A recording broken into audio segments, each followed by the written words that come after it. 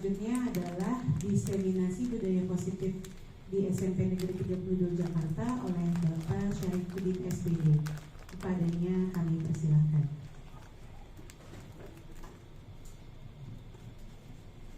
Terima kasih banyak Bu Rizkawati. Bismillahirrahmanirrahim. Assalamualaikum warahmatullahi wabarakatuh.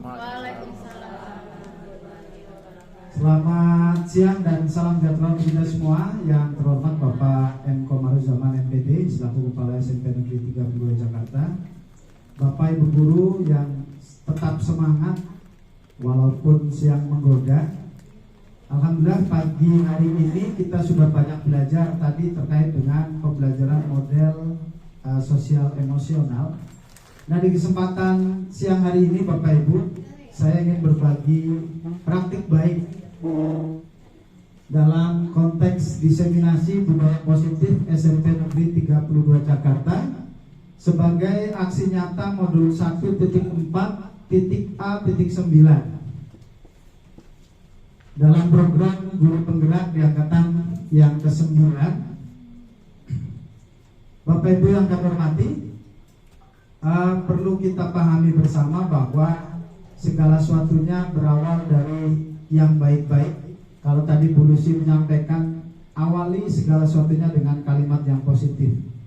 Sudah belajar tentang sosial emosional, tapi kalau di dalam materi pendidikan guru penggerak itu masuk di modul 2. Sebelum sampai ke modul 2, kita memahami lebih lanjut terkait dengan budaya positif di modul 1 Bapak Ibu.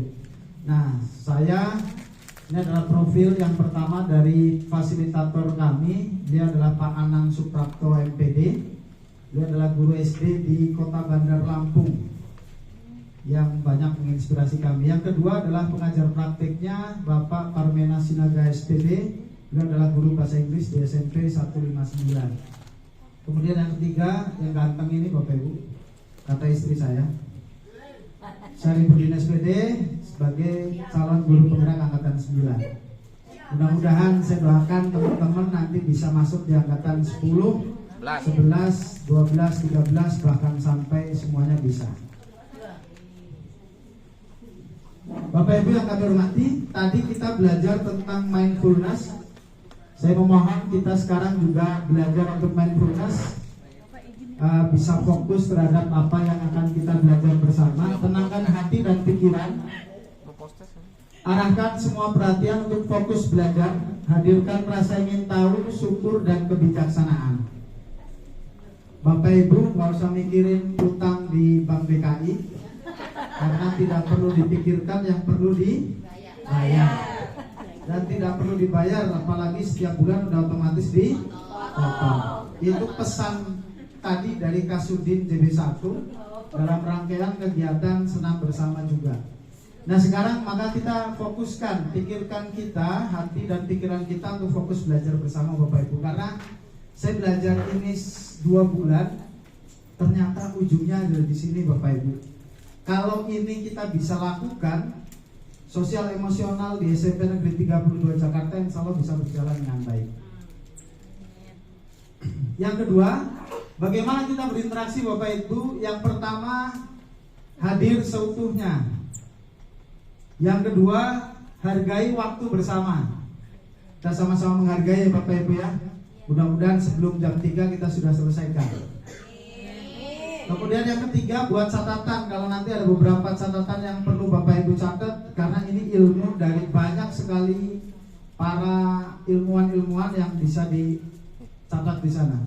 Kemudian yang keempat, angkat tangan jika hendak bertanya. Bisa disepakati Bapak Ibu terkait dengan kita interaksi kita hari ini? Bisa ya, baik. Selanjutnya Bapak Ibu, dalam konteks diseminasi budaya positif, kita akan belajar konsep inti budaya positif dengan 7 langkah. Ada 7 sesi yang akan kita pelajari bersama. Yang pertama adalah perubahan paradigma belajar. Yang kedua adalah disiplin positif. Yang ketiga adalah motivasi perilaku manusia. Yang keempat, kebutuhan dasar. Yang kelima, posisi kontrol restitusi. Yang keenam, keyakinan kelas. dan yang ketujuh adalah segitiga restitusi. Jadi ada 7 materi yang nanti akan kami share berbagi bersama dengan Bapak Ibu sekalian. Yang pertama adalah perubahan paradigma belajar. Ada pertanyaan pemantik Bapak Ibu. Saya minta tolong kita senang-senang terlebih dahulu. Bapak Ibu silakan cari pasangannya masing-masing. Berdua saja. Berdua saja. Kalau pasangan aslinya dari kampung ya, berdua saja silakan. Bisa dengan sesama bangku, sesama meja, silakan. Ya, silakan Bapak Ibu. Ini 1, 2, sana sudah. Bapak Ibu, saya akan bagi menjadi A dan B. Yang berharap jadi A, kesepakatan kelas, kesepakatan teman-teman sesuai pasangannya. Yang mau jadi A angkat tangan. Yang A. Kan pasangan 2 orang. A dan B. Yang A. Ayo yang A angkat tangan, silakan. Oke. Sudah? Sekarang yang B angkat tangan. Oke, yang B angkat tangan. Sudah sesuai dengan pasangannya ya? Kalau dengan pasangan kan berdua, 1 A, 1 B. Jadi nggak boleh saya A aja. Bertiga boleh nggak? Bertiga boleh, berdua. Bertiga? Yang berdua tiga. Berarti kalau bertiga harus ada C dong. Ya, berdua ya. A dan B. Sudah paham Bapak Ibu? Sekarang instruksinya. Yang A, Bapak Ibu pegang tangannya. A pegang tangan sendiri. Pegang tangan sendiri. Kemudian kepal sekencang mungkin. Pahami bahwa yang ada dalam kepala Bapak Ibu adalah sesuatu yang paling Bapak Ibu cintai dan paling Bapak Ibu senengin. A. Boleh duit, boleh emas, boleh apapun yang menurut Bapak Ibu senangin. Oke, yang A sudah berjalan? Oke, sekarang yang B. Instruksinya yang B. Bagaimana ibu bapak bisa mempengaruhi si A agar kepalanya terbuka? Nah, silakan dengan cara apapun. Saya kasih waktu 2 menit. Sudah memahami yang ada saya? Udah? Dan dimulai dari sekarang. Silakan. Ayo silakan. Boleh tidak siapapun. Boleh terserah silakan. Pokoknya bisa terbuka. Silakan pakai cara apapun. Ada yang ngikutin, ada yang ngomongin, ada yang ayo sampai benar-benar bisa terbuka.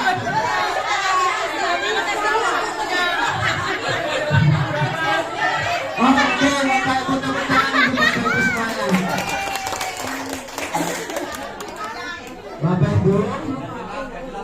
Bapak Ibu, 1 yang A tadi kan instruksinya adalah membuat kepalan tangan bahwa di dalam tangannya seolah-olah ada sesuatu yang Bapak Ibu sukai kan?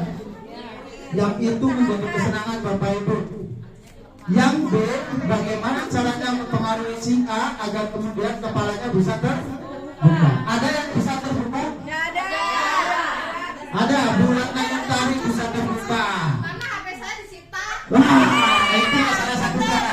Kenapa bulannya dengan HP-nya disita? Kan saya sudah menghafal emas, saya kan suka emas. Emas. Sama saya mau mengganti dengan mau emas atau HP. Saya bilang kalau dengan HP saya bisa mendapatkan emas, ya kan? Jualan bisa dapat. Kalau dengan emas saya kadang susah mendapatkan HP. Maksudnya. Jadi dia nantang saya, ayo emas atau HP. Saya lepas, saya ambil HP saya. Karena emasnya saya belum pegang. Oke, tepuk tangan.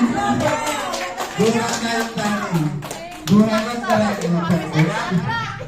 Jadi Bapak Ibu belajar dari permainan ini bahwa kita ada yang namanya teori kontrol dulu Bapak Ibu.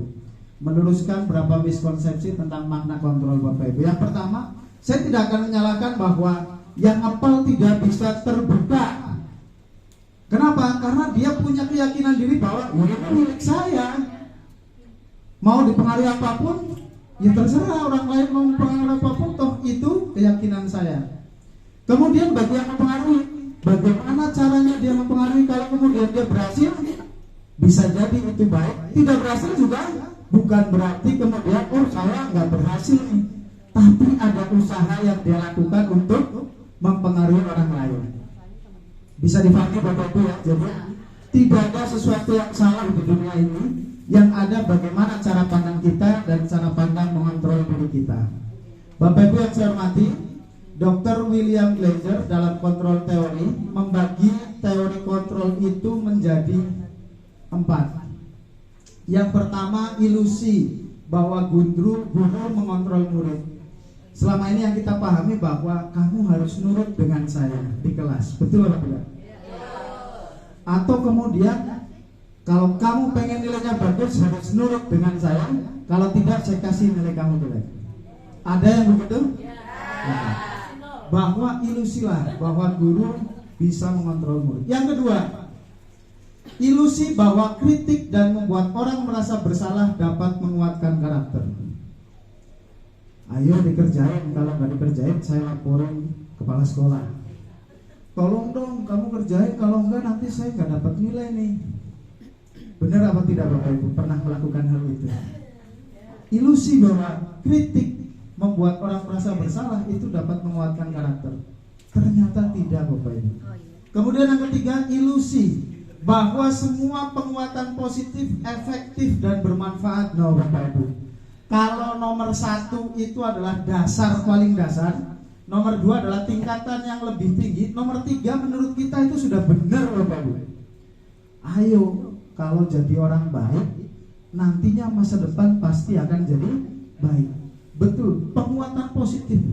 Diberikan penguatan positif saja belum tentu itu efektif dan bermanfaat. Loh Bu, saya lapar kok, harusnya dikasih makan. Loh saya dikasih ceramah, kira-kira masuk gak? Gak masuk. Kemudian ilusi yang keempat bahwa orang dewasa memiliki hak untuk memaksa. Saya akan ilusikan dengan ilusi bahwa kita orang dewasa memiliki hak untuk memaksa. Kira-kira kita bisa nggak memaksa orang? Bisa. Tapi apakah itu efektif sebagai kontrol diri? Tidak. Konotasinya pasti jadi negatif. Ini Bapak Ibu terkait dengan miskonsepsi kita yang selama ini saya lakukan di dalam kelas. Saya yakin Bapak Ibu enggak lah, karena Bapak Ibu sudah banyak pengalamannya. Nah, kita masuk ke dalam materi sesi yang kedua, yang namanya disiplin positif. Bapak Ibu selama ini yang Bapak Ibu pahami arti kata disiplin itu apa? Taat terhadap peraturan menurut Wayati. Betul kan? Ada lagi jawaban yang lain? Nurut itu adalah disiplin. Tepat waktu itu juga disiplin. Tapi kita kembalikan kepada teori awal Bapak Ibu, bahwa arti makna disiplin secara bahasa Latin artinya belajar. Jauh gak artinya dengan tahunnya kita? Jauh. Iya, bertahu ya. Makna asli kata ini berkonotasi dengan disiplin diri dari murid-murid Socrates dan Plato. Disiplin diri membuat orang menggali potensinya menuju sebuah tujuan, apa yang dia hargai. Namun dalam budaya kita, makna kata disiplin telah berubah menjadi sesuatu yang dilakukan seorang pada orang lain untuk mendapatkan kepatuhan.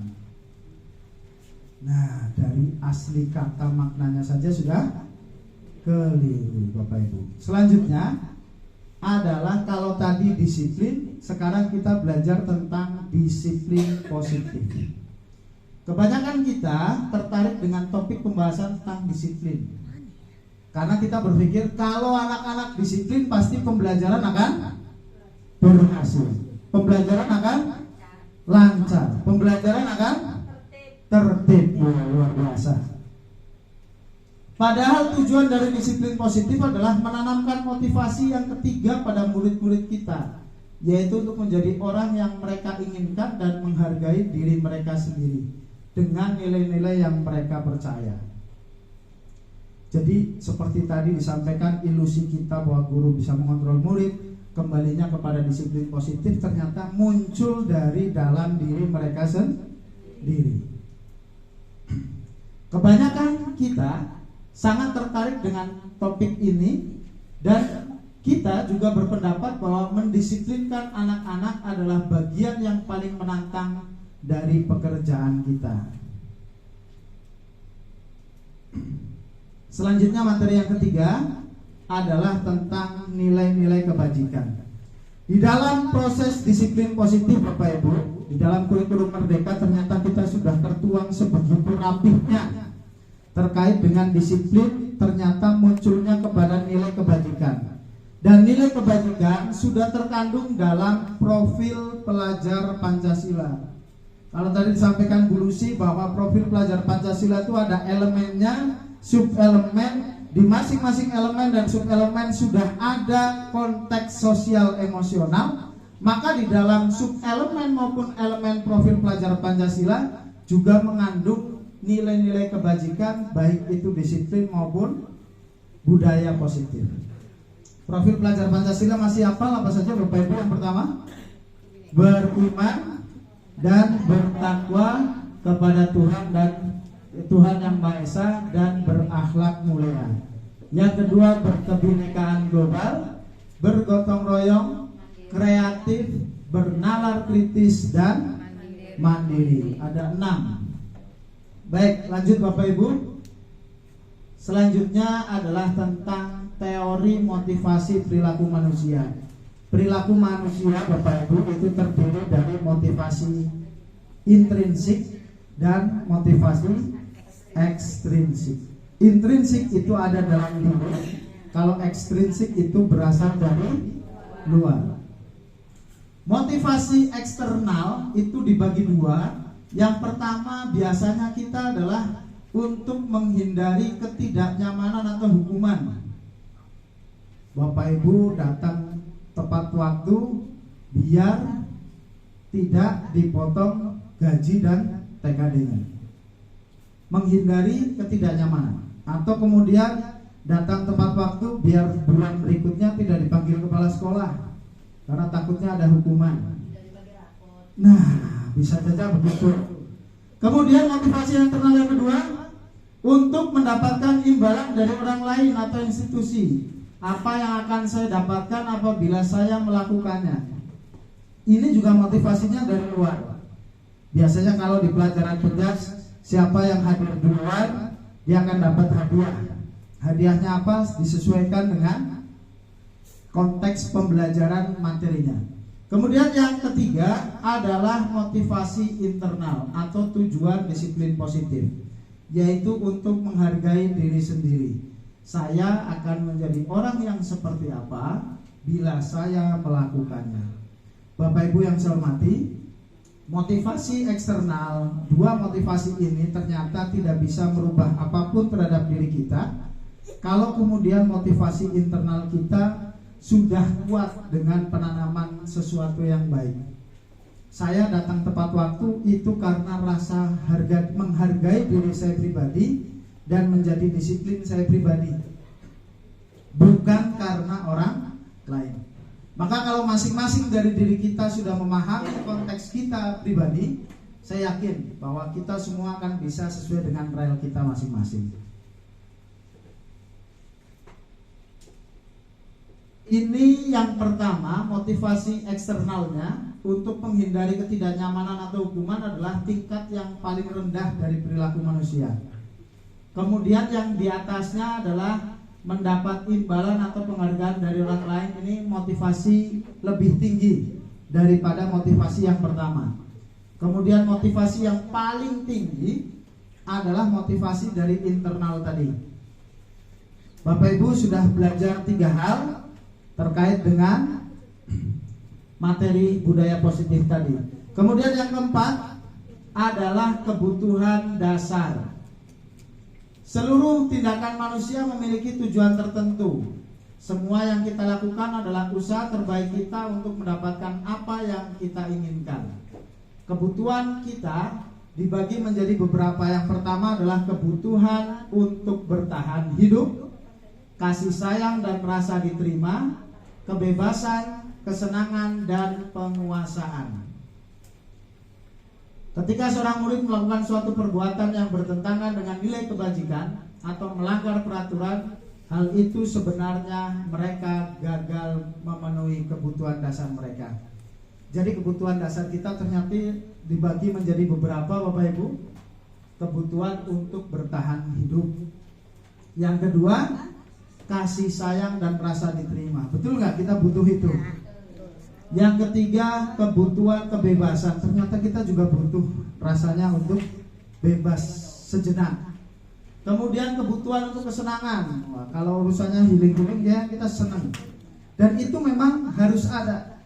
Maka biasanya dalam satu keluarga tuh ada menyisipkan waktu khusus untuk senang-senang. Dan kebutuhan penguasaan. Ini Bapak Ibu pembagian kebutuhan dasarnya yang tadi dibagi menjadi 5. Oke, ini kebutuhan bertahan hidup, kasih sayang, penguasaan, kebebasan, dan kesenangan sudah bisa kami jelaskan tadi. Selanjutnya Bapak Ibu, yang kelima adalah tentang restitusi atau posisi kontrol. Ini yang penting sekali saya sampaikan kepada Bapak Ibu terkait dengan materi budaya positif. Dimulai dari 5 posisi kontrol. Kira-kira kita di posisi mana Bapak Ibu? Yang pertama, 5 posisi kontrol kita adalah penghukum. Yang kedua, pembuat merasa bersalah. Yang ketiga, teman. Yang keempat, pemantau. Dan yang kelima adalah manajer. 5 posisi kontrol ini yang menjadikan kita menjadi guru yang tahu dan paham akan di posisi mana kita. Nah, kalau nanti kami jelaskan kira-kira Bapak Ibu di posisi mana.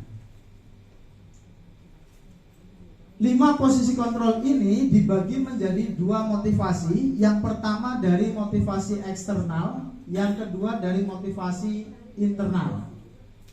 Ada yang namanya pembagian identitas. Identitas gagal dan identitas berhasil. Kalau saya di pelajaran PJOK sebelum belajar tentang budaya positif ini, saya ada di posisi pertama Bapak Ibu, yaitu menjadi seorang penghukum. Kenapa saya bilang begitu? Karena biasanya kalau dalam olahraga selalunya segala sesuatu yang tidak sesuai dengan apa yang saya mau pasti dapatnya adalah hukuman. Tapi setelah kami belajar terkait dengan posisi kontrol ini, lambat laun kita belajar tentang bagaimana kita meningkatkan posisi kita dari penghukum, merasa bersalah, teman, pemantau, bahkan sampai ke tahap manajer.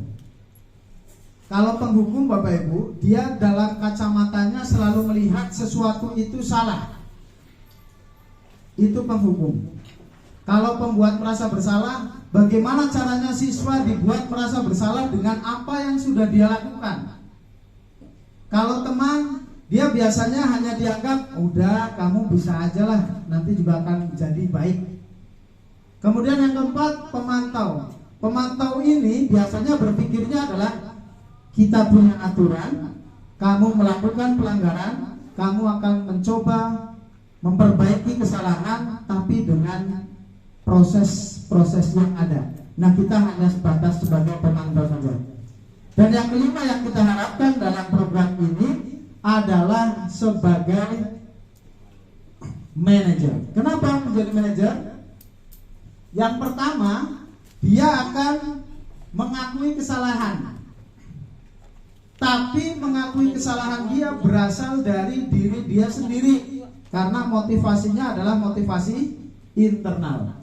Kemudian dia dapat mengevaluasi diri sebagaimana menjadi orang yang lebih baik. Inilah proses manajer Bapak Ibu. Nah, kira-kira dari yang ke-5 posisi kontrol tadi, kalau Bapak Ibu menjawab pertanyaan ini, kira-kira masuk ke dalam 5 posisi kontrol yang mana? Yang pertama, saya kecewa sekali dengan kamu. Kira-kira dari 5 posisi kontrol masuk yang mana Bapak Ibu? Penghukum, pembuat merasa bersalah, teman, pemantau, atau manajer? Yang kedua apa? Pembuat merasa bersalah. Oke. Yang kedua, kamu tidak pernah benar melakukannya. Kira-kira nomor berapa? Kamu tidak pernah benar melakukannya. Satu. Pembuat merasa bersalah atau penghukum. Penghukum. Satu. Kamu tidak pernah benar melakukannya berarti Menyalahkan. nyerah. Tata. Nanti kita cross check. Ayolah lakukan demi saya ya.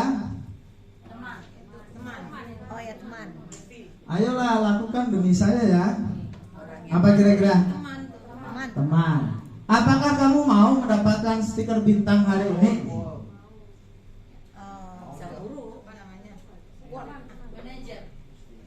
Apakah kamu mau mendapatkan stiker bintang hari ini? Penghukum, pembuat merasa bersalah, teman, pemantau, dan manajer. Manajer. Apakah kamu mau mendapatkan stiker bintang hari ini? Nah, ini biasanya kalau di SD sering begini ya. Bagaimana kamu bisa menyelesaikan masalah ini? Ini manajer. Kamu selalu yang paling terakhir. Kamu selalu yang paling terakhir. Ayo kata-katanya apa? Pemantau. Kamu tidak akan mendapatkan bintang bila tidak menyelesaikan tugas ini ya. Satu. Hukum. Satu. Penghukum atau pembuat merasa bersalah? Penghukum. Oke. Berapa kali sih saya sudah mengatakan kepada kamu? Nah, yang terakhir pembuat merasa bersalah. Jawaban benarnya akan saya sampaikan minggu depan Bapak Ibu ya. Biar penasaran gitu ya. Baik Bapak Ibu, itu terkait dengan 5 posisi kontrol. Apa saja tadi yang pertama? Penghukum. Yang kedua? Pembuat rasa bersalah. Pembuat merasa bersalah. Yang ketiga? Teman. Yang keempat? Pemantau. Yang kelima? Manajer. Jujur Bapak Ibu, sebelum materi ini Bapak Ibu di posisi yang mana kalau ngajar di kelas? Tergantung situasi. Tergantung situasi. Ya. Kalau situasi dari rumah moodnya baik, sampai kelas jadi baik. Tapi seringnya kemana?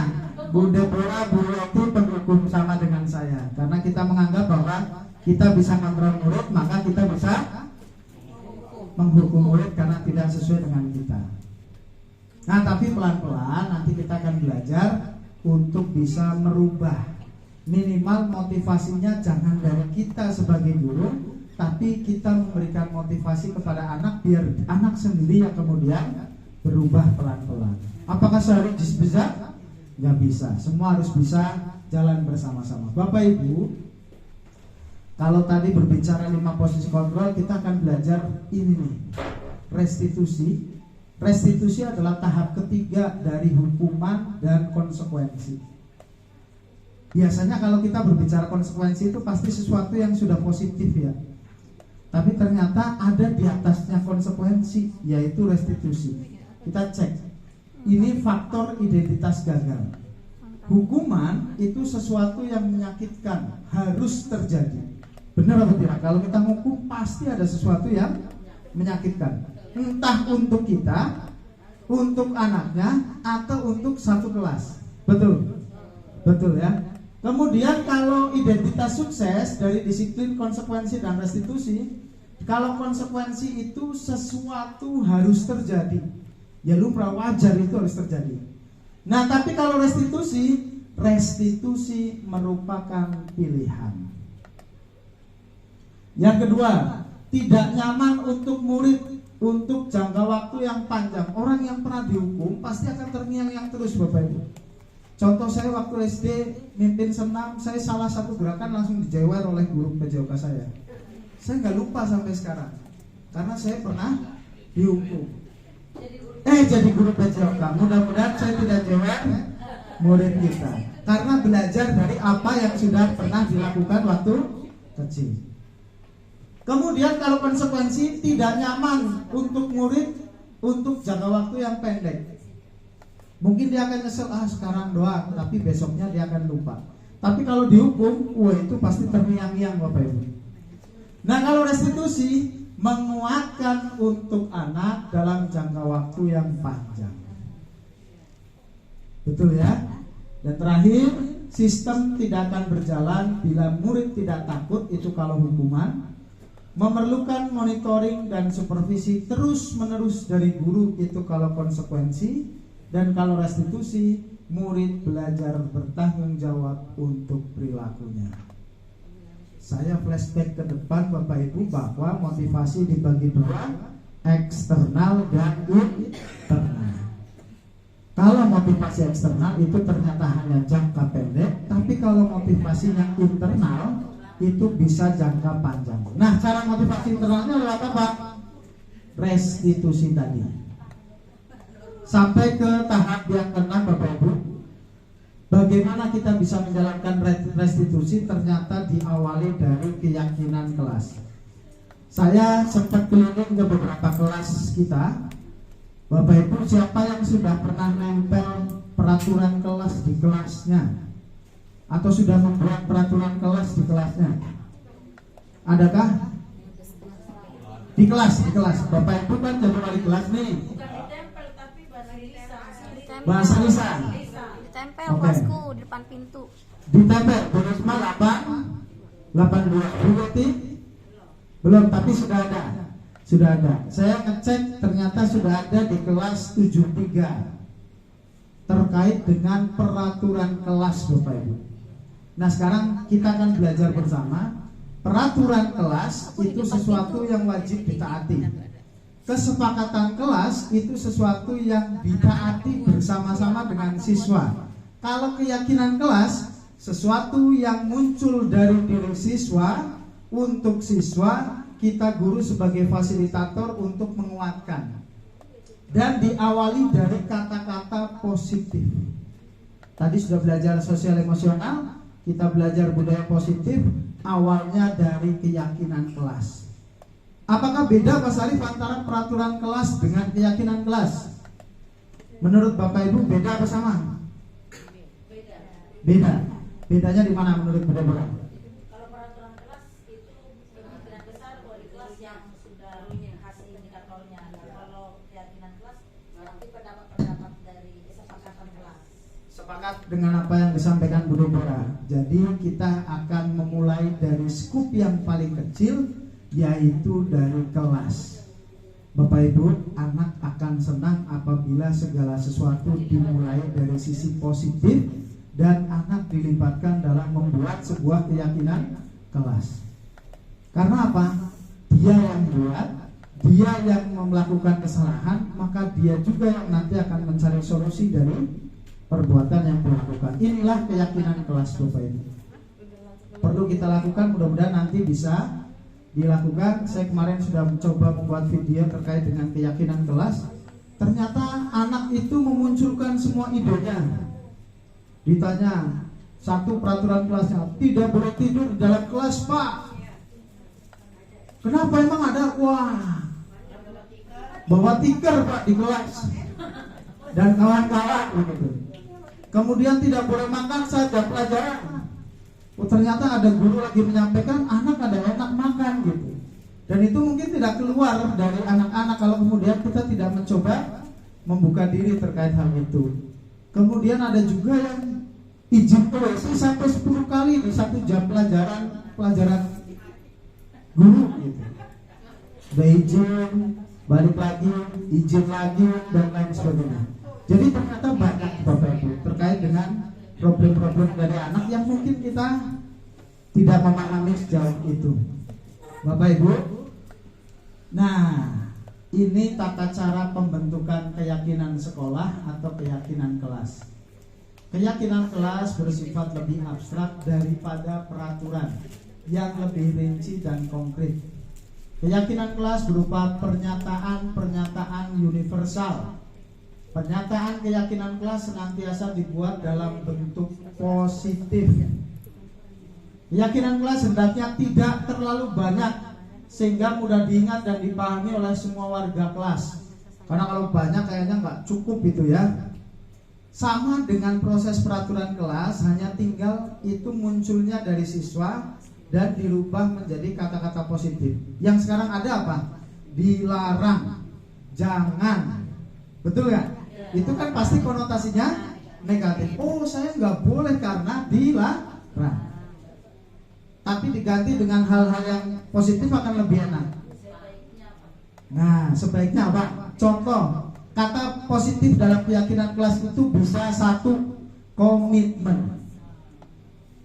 Yang kedua, menghargai. Yang ketiga, memperhatikan. Jadi kata-kata kerja yang diawali dengan kata-kata itu lebih bagus dan lebih enak diterima oleh telinga anak-anak. Nah, prosesnya Bapak Ibu kan sudah punya peraturan kelas, tinggal dirubah saja dengan anak menjadi kata positif agar jadi keyakinan kelas. Kemudian keyakinan kelas itu perlu diucapkan bersama-sama Bapak Ibu. Perlu direview kembali keyakinan kelas itu. Kalau ternyata dijalankan selama sebulan ternyata belum berhasil, diperbaiki keyakinan kelasnya. Karena bisa jadi namanya proses keyakinan kelas kan tidak sebentar. Pasti prosesnya butuh waktu yang lumayan lama. Nih prosedurnya ada langkah 1, 2, 3, dan 4. Nanti coba kami sampaikan terkait dengan prosesnya. Dan saya yakin Bapak Ibu sudah pada memahami terkait dengan keyakinan kelas yang ada. Nah, terakhir, keyakinan kelas selanjutnya bisa dilekatkan di dinding kelas di tempat yang mudah dilihat semua warga kelas. Saya melihat di kelas 73 itu ada peraturan kelas. Sudah dengan gambarnya, kata-katanya. Sudah cakep bagi saya. Hanya tinggal dibuat kata-kata yang lebih positif. Wali kelas 73. Oh, Ibu Yana Trinarti. Tepuk tangan untuk Ibu Yana Trinarti yang sudah membuat peraturan kelas. Tinggal diganti saja jadi keyakinan kelas ya, Bu Yana ya. Ini contoh pembuatan keyakinan kelas. Lebih spesifik nanti saya ada videonya. Yang terakhir Bapak Ibu, ini yang perlu kita coba praktekkan. Lebih khusus adalah materi ini kepada guru BK dan para wali kelas, yaitu tentang segitiga restitusi. Restitusi seperti tadi adalah proses menciptakan kondisi bagi murid untuk memperbaiki kesalahan mereka sehingga mereka bisa kembali pada kelompok mereka dengan karakter yang lebih kuat menurut Gosen 2004. Proses menciptakan kondisi bagi murid untuk memperbaiki kesalahan mereka. Jadi kita tidak perlu capek-capek harus dengan nada yang keras maupun yang tegas. Tahapan segitiga restitusi, namanya juga segitiga restitusi Bapak Ibu, berarti ada tiga tahap. Yang pertama adalah menstabilkan identitas. Setiap orang pasti pernah melakukan kesalahan. Kamu bukan satu-satunya yang pernah melakukan ini. Itu adalah menstabilkan identitas. Yang kedua, validasi tindakan yang salah. Contoh kata-katanya, kamu tentu punya alasan melakukan itu. Adakah cara yang lebih efektif untuk mendapatkan apa yang kamu butuhkan? Dan yang ketiga adalah menanyakan keyakinan. Keyakinan kelas apa yang telah kita sepakati? Kamu ingin menjadi orang yang seperti apa? Ujungnya ada di keyakinan kelas untuk sampai ke dalam tahap segitiga restitusi. Karena harus ada aturan yang jelas yaitu di segitiga restitusi dan keyakinan kelas. Langkah yang pertama yaitu menstabilkan identitas disebut sebagai bagian dasar segitiga. Jika anak berbuat salah maka ada kebutuhan dasar mereka yang tidak terpenuhi. Betul ya Bapak Ibu? Bukan kamu rokok kemarin. Betul ya Bapak Ibu? Karena saya melihat sering di BK, kadang namanya kita kan capek luar biasa ya menghadapi anak yang banyak masalah. tahu-tahu emosi kita pasti akan juga bersama. Tapi ternyata langkah yang pertama untuk kita menghadapi anak yang bermasalah apa? Menstabilkan identitas. Pasti ada kebutuhan dasar manusia atau anak itu yang tidak terpenuhi. Kebutuhan dasarnya apa saja tadi? Bertahan hidup, pengen rasa disayang dan diterima, kebebasan, kesenangan, dan penguasaan. Dari 5 kebutuhan dasar hidup ini pasti ada satu atau beberapa kebutuhan dasar yang tidak terpenuhi oleh anak tersebut. Nah, seringnya kalau di kita apa? Kurang kasih sayang, broken home, gak dapat uang saku dari ibunya atau bapaknya, atau ibu bapaknya pisah, atau yang sudah meninggal. Jadi anak datang ke sekolah tidak semua dalam kondisi yang sama. Betul atau tidak Bapak Ibu? Maka tadi kepala sekolah menyampaikan 10 menit di awal kita menyamakan persepsi, menyamakan frekuensi, bahwa anak kita punya tujuan yang sama, datang ke sekolah adalah untuk belajar. Yang kedua, validasi tindakan yang salah. Kita harus memahami kebutuhan dasar yang mendasari tindakan anak berbuat kesalahan. Kita perlu memahami alasan melakukan kesalahan atau pelanggaran sehingga anak merasa dipahami. Jangan langsung menjustifikasi anak bahwa kalau anak salah pasti karena salah anak tersebut. Pelan-pelan saya belajar untuk itu. Kadang kita harus butuh obrolan dengan anak-anak karena kita pahami dulu kondisi anak yang berbeda-beda. Langkah yang ketiga adalah menanyakan keyakinan. Dengan cara apa Bapak Ibu? Ternyata seperti tadi saya sampaikan, motivasi itu dari eksternal dan internal. Ternyata kalau anak sudah distabilkan identitasnya, sudah rendah lagi tensinya, kemudian kita sudah memahami kesalahannya, bukan kita yang mencari solusi Bapak Ibu, tapi anak itu sendiri yang mencari solusinya. Mudah-mudahan kita bisa praktekkan bareng-bareng di kelas kita maupun di sekolah kita Bapak Ibu. Nah, ini adalah kata-kata atau kalimat restitusi dari menstabilkan identitas. Berbuat salah itu tidak apa-apa. Betul apa tidak? Tidak ada manusia yang sempurna. Kan kata-katanya menyejukkan ya. Kamu ini gimana sih? Nah, itu kan anak juga yang tadinya mau cerita nggak bakalan jadi cerita. Validasi tindakan yang salah contohnya adalah, padahal kamu bisa melakukan yang lebih buruk dari ini ya. Nah, kan? Anak mecahin kaca cuma satu doang. Kalau kita, gimana sih kamu mecahin kaca? Tapi ternyata kalau ditanya, oh yang pecah cuma satu kan? Alhamdulillah tidak semuanya pecah gitu. Tenang aja nanti diganti sekolah misal begitu. Atau kejadian-kejadian yang lain. Nah Bapak Ibu, mari kita praktekkan segitiga restitusi kita, bahwa semuanya berasal dari motivasi internal, semuanya dari diri pribadi murid. Kita sebagai guru hanya sebagai pengontrol. Posisi kontrol kita adalah sebaik-baiknya sebagai manajer. Ini contoh kasusnya, menstabilkan identitas, validasi tindakan salah, dan menanyakan keyakinan. Terima kasih Bapak Ibu, sharing kita bersama hari ini mudah-mudahan bermanfaat bagi diri saya pribadi dan umumnya bagi Bapak Ibu sekalian. Mari kita bersama-sama belajar, bersama-sama mempraktekkan, bersama-sama mengaplikasikan agar sekolah kita menjadi lebih baik ke depan. Dan sekolah kita sekolah penggerak, guru penggeraknya juga lagi belajar jadi penggerak, tergerak, bergerak, dan menggerakkan untuk kita bersama. Yakinlah bahwa apa yang kita lakukan sekecil apapun, kalau itu mendasari dari diri kita, tidak perlu harus melihat dari sisi orang lain bahwa itu baik, maka kita akan lakukan pelan-pelan dan bersama-sama. Terima kasih atas waktunya. Wassalamualaikum warahmatullahi wabarakatuh.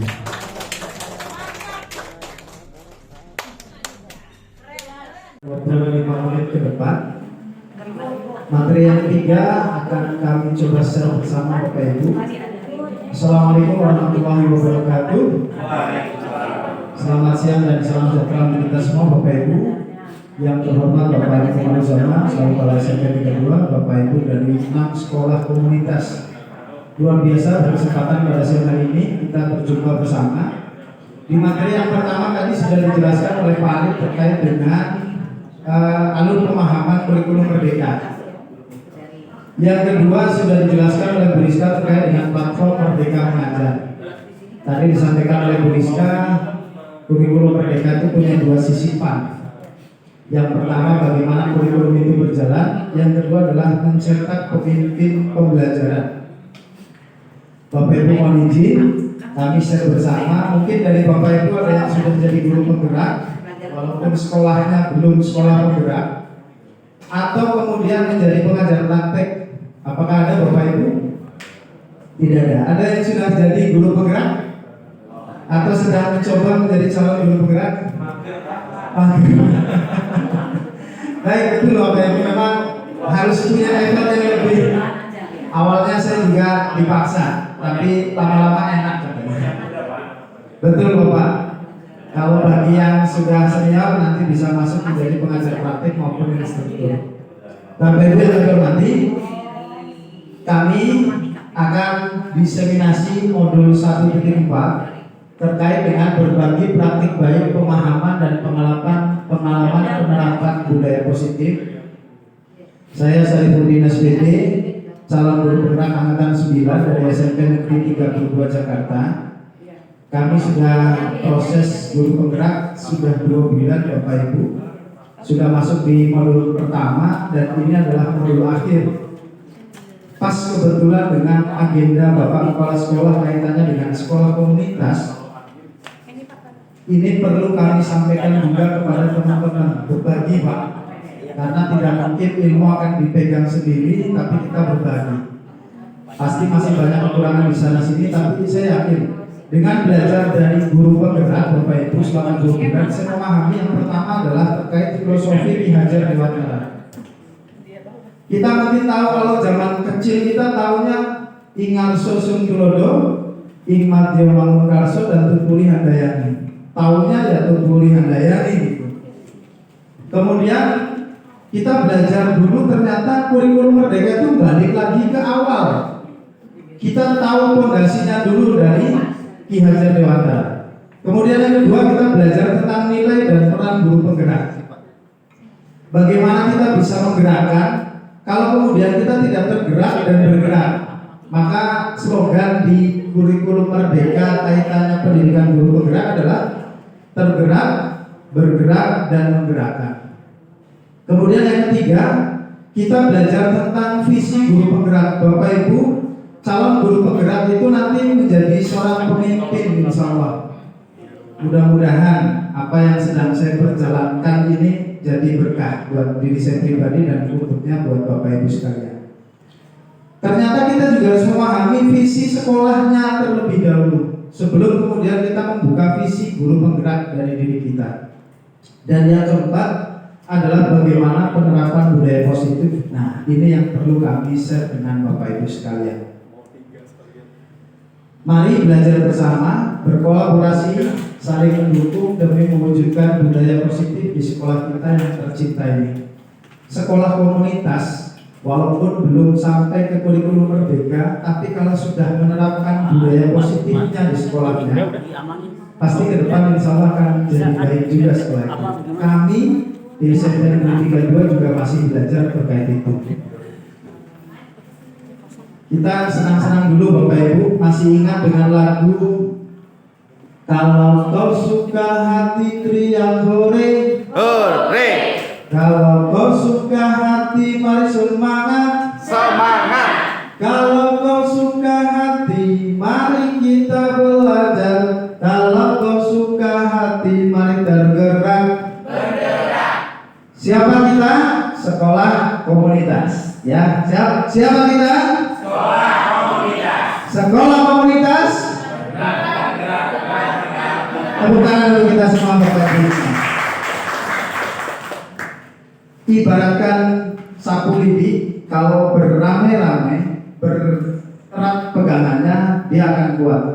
Seperti juga dengan kita di sekolah komunitas Bapak Ibu di wilayah Tambora. Kalau kita bersama-sama, berkolaborasi, saling sharing, bukan berarti 32 lebih baik, bukan. tapi kita sama-sama belajar. Pasti banyak sisi positif dari masing-masing sekolah yang baik. Nah, dari sinilah kita bisa belajar bersama. Bapak Ibu, materi yang pertama adalah budaya positif. Yang pertama adalah perubahan paradigma budaya positif. Yang kedua, disiplin positif dan nilai kebajikan universal. 3, motivasi perilaku manusia. 4, keyakinan kelas. 5, kebutuhan dasar manusia. 6, posisi kontrol restitusi. Dan yang ketujuh adalah segitiga restitusi. Mohon izin, ada di antara sekolahnya yang mungkin menjadi pembina OSIS, wakil siswaan, wakil kurikulum? Gak ada. Guru PJOK? Ada, Pak Adriansyah. Guru matematika seperti Pak Arif tadi? Ada. Guru prakarya? Ada. Guru bahasa Indonesia? Ada. Guru IPA? Ada. Guru IPS? Guru seni budaya? Gak ada. Guru TIK? Tidak ada. Ada PKN, ya PKN ada seperti Bu Rizka tadi. Bu Rizka juga guru PKN. Ternyata Bu Rizka ibu kepala sekolah MTS Feriyah ini juga SMP Feriyah ya, Al-Mansuriyah ya. Bukan, maksud saya yang pembicara kedua tadi Bu Rizka sama seperti Bu Titin sebagai kepala sekolah SMP Al-Mansuriyah. Baik, apapun pelajaran yang Bapak Ibu ajarkan di sekolah, kita sama-sama bergerak Bapak Ibu. Yang pertama, mari kita tenangkan hati dan pikiran, arahkan semua perhatian untuk fokus belajar, hadirkan rasa ingin tahu, syukur dan kebijaksanaan. Saya yakin Bapak Ibu lebih memahami, lebih berpengalaman daripada kami, tapi kita sama-sama belajar. Bagaimana kita berinteraksi? Hadir seutuhnya, hargai waktu bersama, buat catatan, angkat tangan jika hendak bertanya Bapak Ibu. Mudah-mudahan kita cukup waktunya. Yang pertama, apa yang dimaksud dengan budaya positif? Menurut Bapak Ibu, budaya positif itu apa? Ada yang bisa menjawab atau mencoba menjawab? Ibu yang pakai kerudung biru, silakan.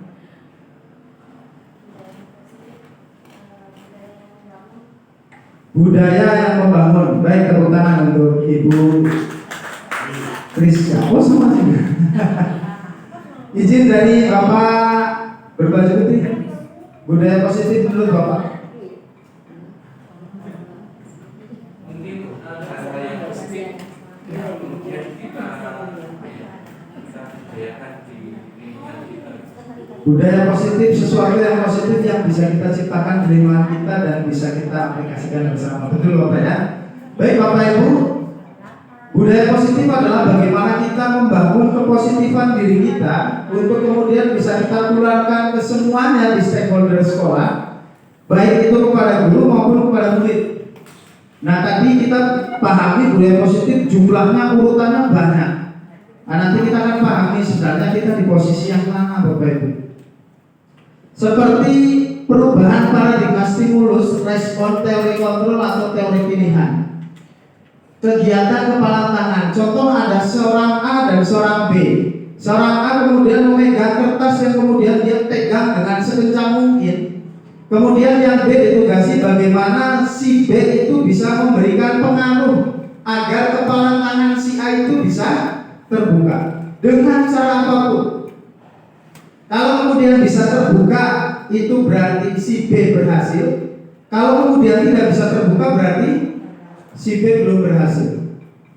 Nah, paradigma kita, bagaimana kita bisa mengontrol orang selama ini, bisa mengontrol siswa kita.